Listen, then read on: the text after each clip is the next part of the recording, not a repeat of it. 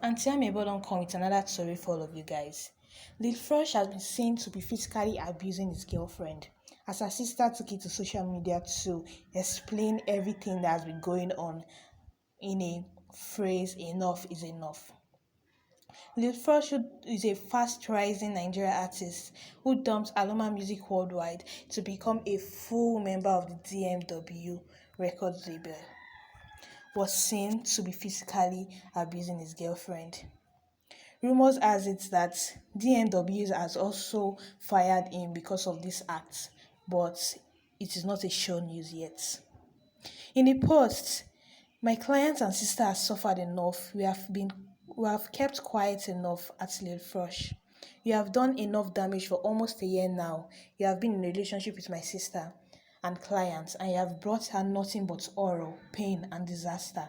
I remember the first time I found out about you beating her on Monday, 22nd of June, at Official Lighter team reached out to me wanting to use her for his music video shoots, but she kept on saying you didn't like it, not knowing you had beaten her to pulp, and she couldn't face the world with so much bruise. Your team begged to double the money, but she couldn't take the job because of you. You created so much fear in her till she turned down the job, but it still didn't stop. On a particular day, you called me and you were begging me for almost 3 hours on the phone, telling me to talk to her just to get back to you, which I begged her and you promised never to lay your horrible hands on her. She has lost so many jobs because of you. She has lost so many friendships because of you. You never wanted her to be friends or to even talk to anyone. You would turn the lights off, beat her and pour her water, even record her and threaten to post it online. You broke her ring lights, broke her phone, dragged her in front of your house.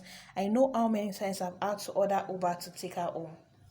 At Lil Frosh, you are very wicked.